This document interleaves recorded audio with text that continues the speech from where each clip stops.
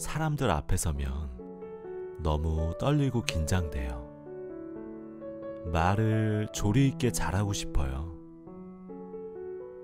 말이 장황한데 핵심만 잘 전달하고 싶어요. 설득력 있게 말하려면 어떻게 해야 될까요? 말투를 고치고 싶어요. 말을 예쁘게 하는 사람이 되고 싶어요.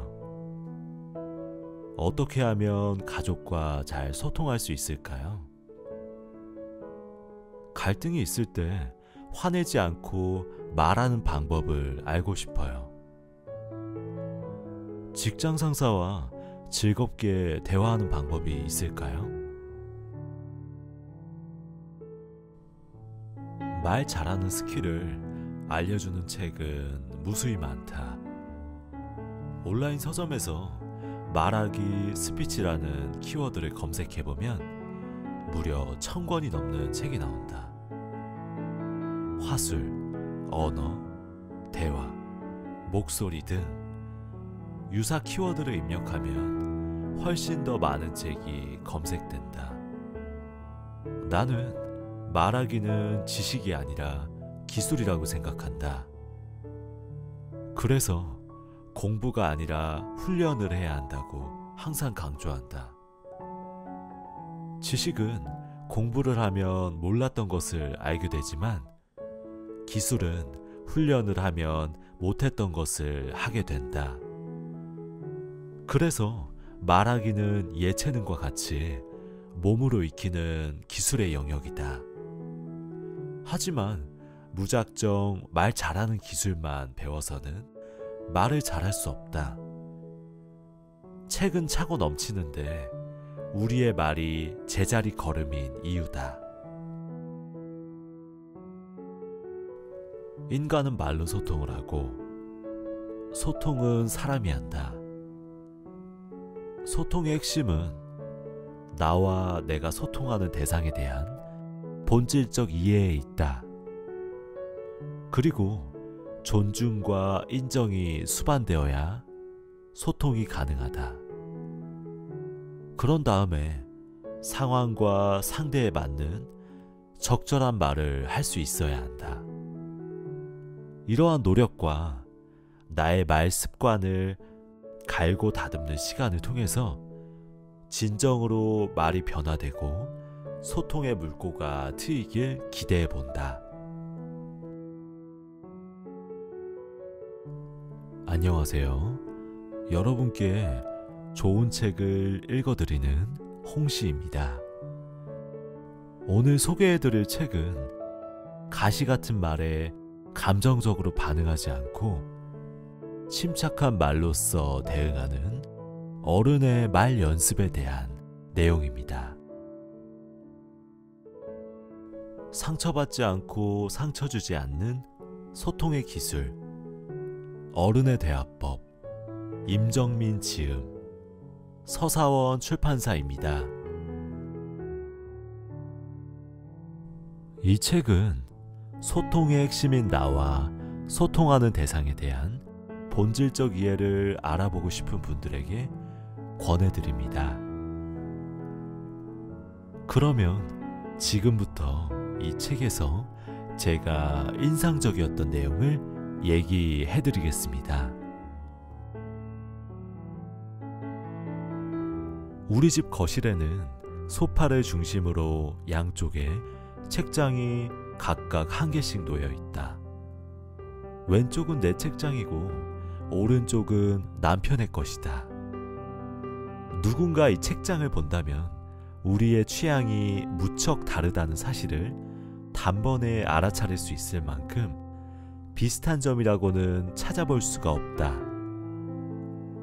내 책장에는 인문, 고전 문학과 실용서적이 많고 작은 액자와 방향제 정도만 있을 뿐 별다른 소품이 없는데 반해 남편 책장에는 주로 역사책과 판타지 소설이 꽂혀 있고 레고와 피규어, 좋아하는 영화와 드라마의 블루레이 디스크가 가득하다. 나는 문과를 나온 외향적인 성격이고 남편은 이과를 나온 내향적인 성격의 사람이다. 이렇게도 다른 우리가 한 집에 살고 있다는 것이 문득 놀랍고 신기할 때가 있다. 사람들의 고정관념처럼 성향이 다른 사람들끼리는 늘 다투고 싸우는 걸까? 다르기 때문에 싸우기도 하지만 다르기 때문에 상호 보완이 되기도 한다는 사실을 우리는 경험적으로 알고 있다. 다름이 문제가 아니라 그 다름을 대하는 소통 방식 때문에 부딪히고 싸우는 일이 많다.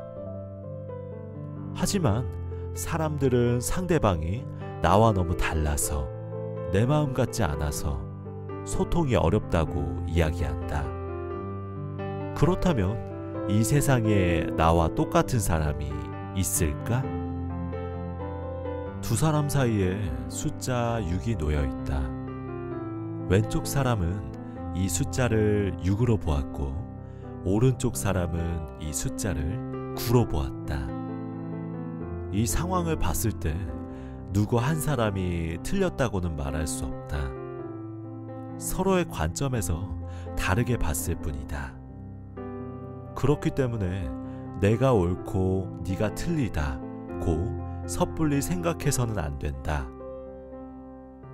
우리가 한 가지 더 유념해야 할 것은 사람의 생각과 의견은 숫자처럼 명확하게 규정지을 수 없다는 점이다. 수학 문제를 잘못 풀면 틀렸다고 말할 수 있지만 어떤 사람의 의견에 대해서는 틀렸다고 말할 수 없다. 사람의 생각은 다 다르고 모든 의견은 존중되어야 한다는 사실을 기억하자. 다름이 문제가 아니다. 그 다름을 대하는 소통 방식을 바꿔보자. 다름에서 오는 차이로 다툼의 소지가 생기는 것은 불가피하지만 이전과 다르게 말하고 소통한다면 그 다름이 좋은 방향으로 우리의 일과 관계를 이끌어 줄 것이다. 갈등의 어원이 흥미롭다. 갈등은 칡갈, 등나무 등을 써서 칡과 등나무라는 뜻이다. 칡과 등나무는 동아줄 같은 튼튼한 줄기가 다른 나무들을 휘감으면서 자라는데 시계 반대 방향인 오른쪽으로 감아오르는 칡과 시계 방향인 왼쪽으로 감아오르는 등나무가 서로 얽히고 설켜서 결국 올라가지 못하게 되는 모습에서 갈등의 뜻이 유래되었다. 갈등은 일이나 사정이 서로 복잡하게 뒤얽혀 화합하지 못함을 비유하는 말이며 상충되는 견해, 처지, 이해 따위의 차이로 생기는 충돌을 의미한다. 즉, 갈등은 다름에서 비롯된다. 서로 다른 사람들이 한데 모이는 곳이 조직이다. 그래서 가정, 직장 등 어떤 공동체든 갈등은 존재할 수밖에 없다. 누구에게나 갈등의 순간은 힘들고 고통스럽다. 하지만 갈등을 원만하게 해결하고 고비를 넘기면 사람과 조직은 더욱 성장하고 발전한다. 갈등을 제대로 다루고 현명하게 풀어낸 사람들의 사이가 더욱 돈독하고 단단해서 쉽게 무너지지 않는 이유가 이 때문이다. 소중한 관계를 지키기 위해서 우리는 서로 다른 입장과 견해의 차이 속에서 건강한 대화를 통해 합의점을 찾아야 한다. 사람 관계에서 완벽한 해결이란 없다. 원만한 타협만이 있을 뿐이다. 이때 상대가 받아들일 수 있는 방식으로 소통하는 것이 중요하다. 사랑하는 사람을 미워하는 것만큼 비극적인 일이 또 있을까? 인간은 미움의 대상이 아니라 사랑의 대상이다. 나는 인간이 행할 수 있는 최고의 가치가 사랑이라고 생각한다. 물론 사랑하는 가족, 사랑하는 나의 일, 나를 둘러싼 것들이 항상 좋을 수만은 없다. 하지만 순간의 화를 참지 못하고 쏟아낸 말에는 가혹한 대가가 뒤따른다. 예부터 유대교에서는 혀를 화살에 비유했다. 한 번 쏜 화살은 후회한다고 해도 다시 걷어들일 수가 없기 때문이다. 말이란 되돌릴 수 없는 상처를 초래할 수 있기에 못된 언행을 살인에 비유하기도 한다. 오랜 시간 알고 지낸 사이라 할지라도 한 번의 갈등으로 서로에게 등을 돌릴 수 있는 게 사람 관계다. 갈등이 촉발되는 그 순간의 태도와 말 한마디가 관계에 치명타를 입힌다는 사실을 잊지 말자. 갈등을 키우는 말을 할 것인가, 잠재우는 말을 할 것인가, 선택은 당신의 몫이다. 마음의 구조 살펴보기. 영국의 철학자 토마스 홉스는 대체로 타인을 깊게 이해한다는 것은 불가능하다. 그러나 자신을 깊게 봄으로써 여러 인간을 깊게 알 수 있다. 왜냐하면 인간은 기본적으로 공통의 성질을 갖고 있기 때문이다.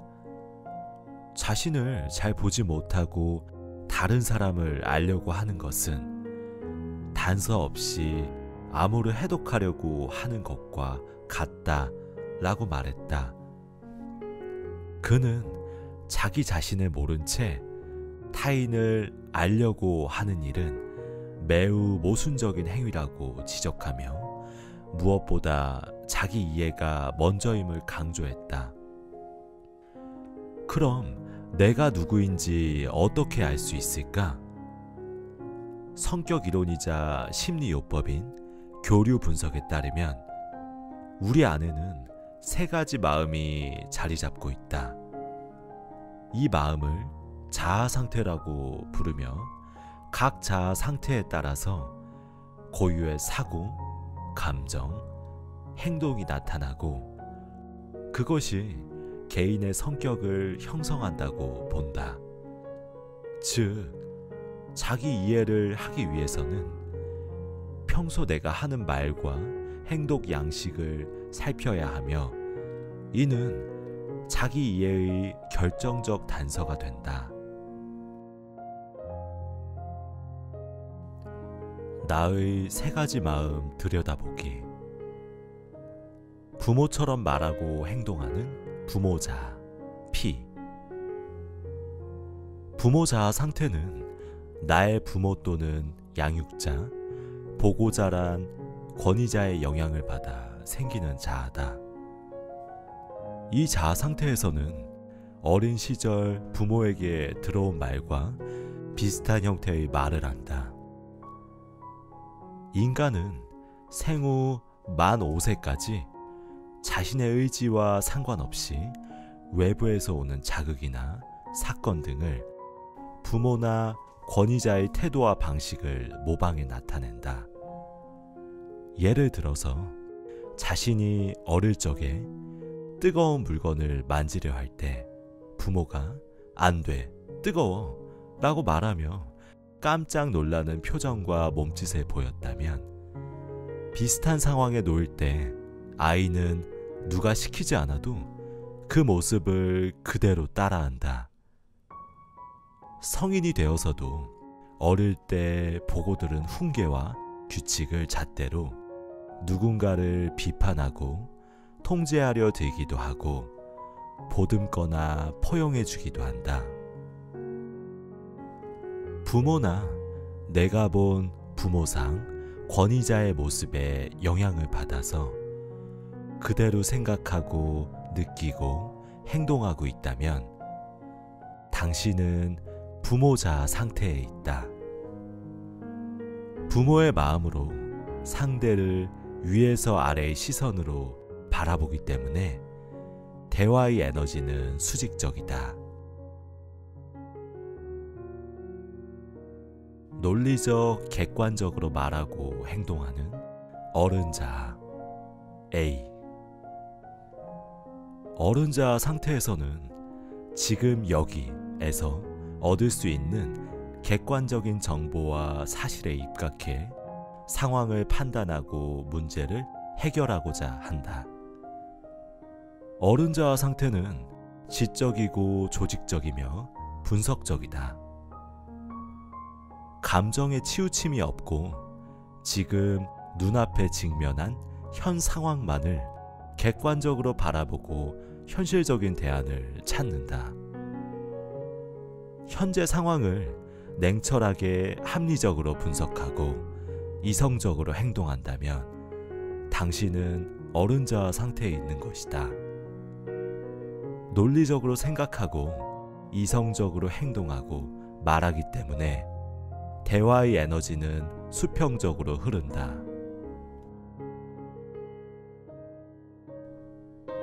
어린 시절에 했던 것처럼 말하고 행동하는 아이자 C.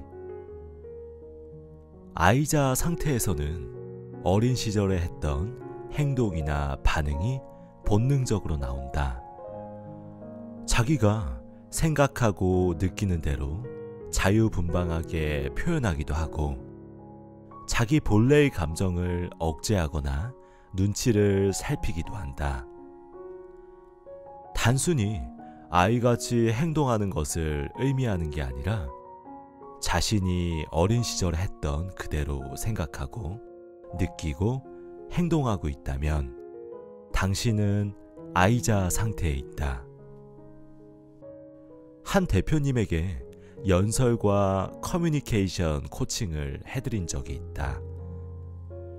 코칭에 상당히 만족해하신 대표님은 회사의 중간 관리자 한 분도 코칭을 받게 했다. 나는 그분과의 첫 만남을 잊을 수가 없다.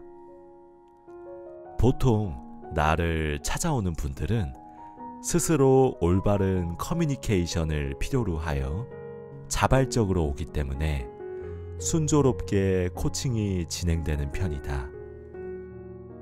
그에 반해 그분은 나보고 이걸 왜 하라는 거야? 아니, 시키니까 해야지. 별 수 있어? 라는 생각을 하는 듯 시선을 회피하고 자세, 목소리 톤, 뉘앙스 등에서 거부 반응이 느껴졌다. 여러 가지 나의 질문에도 대꾸가 없거나 네, 아니요 처럼 단답형으로 대답했다. 그는 아이자 상태였다.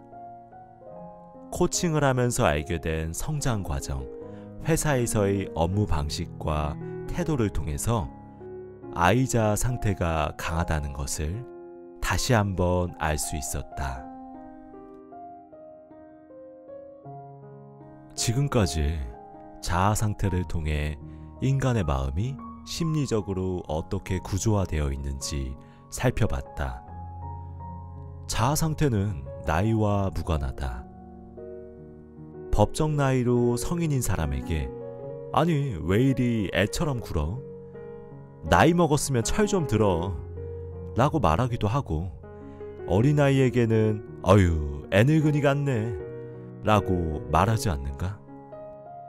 나이가 많다고 다 어른스러운 것도 아니고 나이가 어리다고 모두 애처럼 굴지 않는다. 앞서 말한 것처럼 꼰대도 나이의 문제가 아니다. 그 사람의 사고와 행동 방식, 즉 자아 상태를 따른다. 따라서 나이가 많다고 무조건 꼰대라고 매도하거나 나이가 어리다고 무조건 철이 없다고 일반화시키는 건 지양해야 한다. 반응하지 말고 대응하기. 미국의 심리학자 엘버트 앨리스는 우리를 혼란하게 만드는 것은 우리가 겪는 사건 자체가 아니라 이를 합리적이지 못한 방식으로 받아들이는 것에서 비롯된다고 했으며, 인간의 행복, 불행은 언제나 마음 상태와 연관되어 있다고 말했다. 임상 심리학자이자 정신과 의사인 윌리엄 글래서 역시 선택 이론을 통해 대부분의 행동은 선택된 것이며 다른 사람과 잘 지낼 수 있는 방법은 자신의 내면에 있다고 했다. 그렇다면 어떻게 말해야 할지 고민하기 전에 눈앞에 놓인 상황을 어떻게 바라보고 받아들일 것인지를 먼저 고민해야 한다. 그래야 우리는 특정 상황에서 어떻게 말할 것인지 반응이 아닌 대응을 선택할 수 있으며 다르게 말할 수 있다. 같은 상황이라도 대응 화법으로 말하면 말의 결이 달라진다. 오히려 상대를 다독이고 배려하면서 말하기 때문에 미안함과 죄책감을 가지고 있던 상대는 자신의 잘못을 순순히 인정하게 된다. 더불어 이해해준 상대에 대해 더 고마움을 느끼고 신뢰감을 갖게 된다. 집을 나서는 순간부터 다시 집으로 돌아올 때까지 하루하루 매 순간 우리는 수많은 자극에 놓여 있다. 이 말은 매 순간 선택의 기로에 놓여 있다는 것과 같은 뜻이다. 리액션이 무의식에서 나오는 즉흥적이고 습관적인 반응이라면 리스폰스는 의식에서 나오는 이성적이고 선택적인 대응이다. 같은 상황일지라도 그 상황을 대하는 태도와 입 밖으로 내뱉는 말은 전혀 다르다. 습관적으로 반응할 것인가, 선택적으로 대응할 것인가. 당신의 선택이 대화 흐름과 상대와의 관계를 좌우한다는 사실을 기억했으면 좋겠다.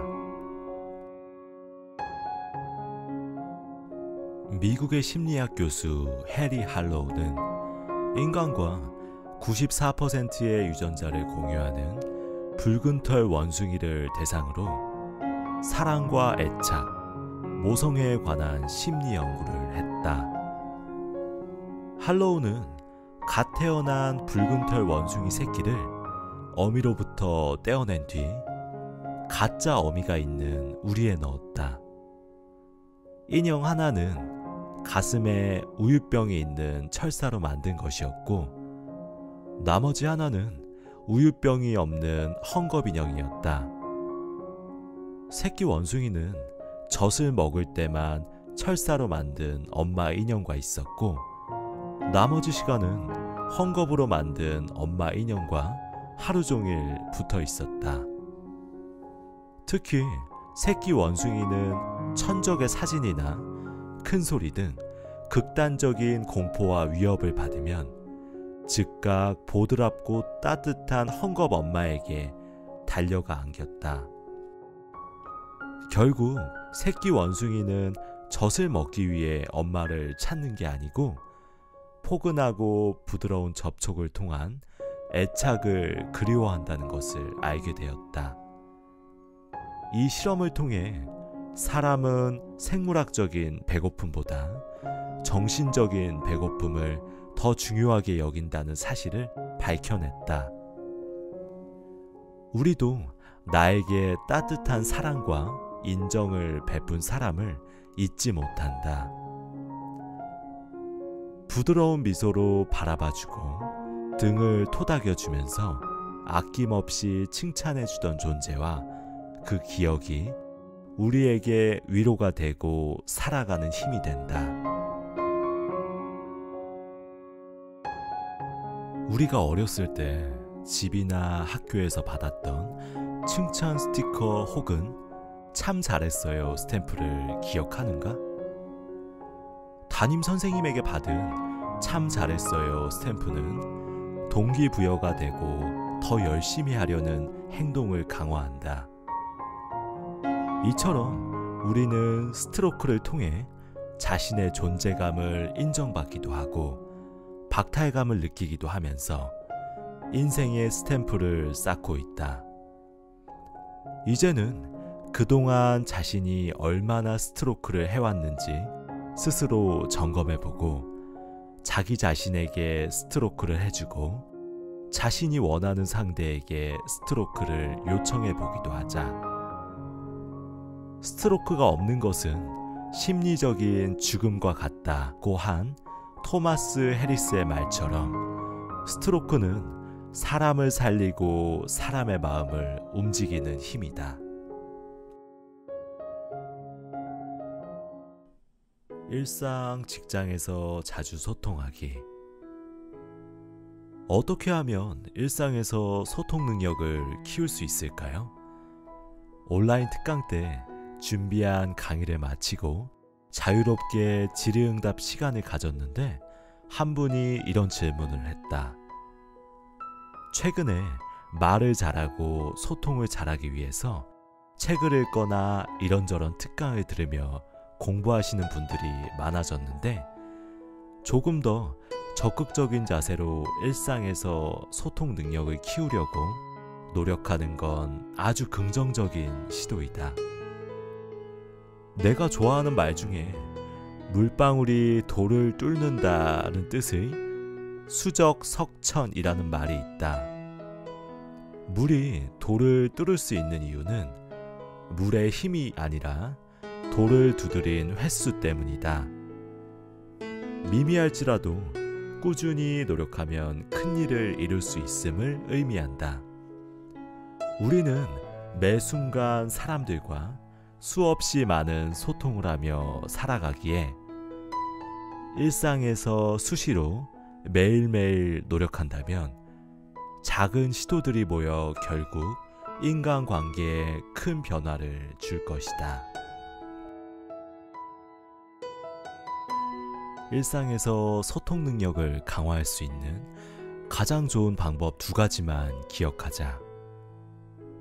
실제로 만나서 서로 좋은 경험을 하는 것이고, 그 다음은 전화로 목소리를 들으며 대화하는 것이다. 최근에 내가 만난 사람은 누구이고 누구와 통화를 했는지 생각해보자. 실제로 자주 만나서 좋은 추억을 쌓은 사람, 통화에서 즐겁게 대화를 나눈 사람과 더 관계가 좋고 그 사람에 대한 친근감과 신뢰감이 있을 것이다. 대체로 내향적인 성격의 사람, 대면 만남이나 소통의 횟수가 적은 사람, 말하는 것을 싫어하거나 말수가 적은 사람이 그렇지 않은 사람보다 소통을 어려워하는 편이다. 그래서 직접 만나거나 전화통화를 하는 것이 아직 어렵고 불편하다면 문자나 이메일, 메신저, SNS 등으로 비대면 소통을 적극적으로 해보기를 권한다. 부탁은 내가 원하는 것을 상대가 기꺼이 응했을 때 성사된다. 그러려면 내가 원하는 것을 명확하게 말하고 상대가 기꺼이 응해줄 수 있도록 말해야 한다. 명확하게 말하지 않으면 내가 기대한 것과 다른 결과가 나온다. 상대가 기꺼이 응해줄 수 있도록 말하지 않으면 서로 감정이 상하기도 한다. 따라서 부탁이 잘 전달될 수 있게 소통 방식을 중요하게 여겨야 한다. 그런데 보통 우리는 내가 원하는 것은 상대에게 잘 말하는데 상대가 기꺼이 내 부탁을 들어줄 수 있도록 말하는 방법에는 신경을 쓰지 않는다. 그래놓고 내 뜻대로, 내가 원하는 대로 안 되면 상대와 소통이 안 된다고 결론 지어버린다. 만약 상사와 직원, 부모와 아이의 관계에서처럼 상대의 부탁에 응하지 않았을 때 어떠한 피해나 처벌을 받게 될 것이 예상된다면 이것은 위계나 위력에 의해 어쩔 수 없이 상대가 응한 것으로 이때의 부탁은 강요가 된다. 내가 그동안 해왔던 것이 강요였는지 부탁이었는지는 다시 한번 생각해 보면 좋겠다. 이모션, 감정은 1579년경 to stir up, 강한 감정 따위를 불러일으키다를 뜻하는 프랑스어에서 나온 말이다. 라틴어 어원을 살펴보면 움직인다는 의미와도 관련이 있다. 감정과 동기는 둘 다 움직이다를 뜻하는 라틴어에서 파생된 단어다. 이렇게 보면 감정은 나로부터 나가 움직이는 것이며 상대를 움직이게 하는 것이다. 누군가의 마음을 움직이고 싶다면 감정을 잘 다루고 표현해야 한다. 부탁할 때도 상대가 처음부터 단박에 거절하거나 버럭 화부터 내며 기분 나쁘게 나오는 사람은 없다. 소통은 서로 주고받는 상호작용이며 상대가 이렇게 나오면 내가 이렇게 하겠다는 조건부를 내세우지 말아야 한다. 오는 말이 고와야 가는 말이 곱다가 아니라 가는 말이 고와야 오는 말이 곱다라는 말을 되새기면서 내가 먼저 다가가는 노력이 필요하다. 리액션이 무의식에서 나오는 즉흥적이고 습관적인 반응이라면 리스폰스는 의식에서 나오는 이성적이고 선택적인 대응이다.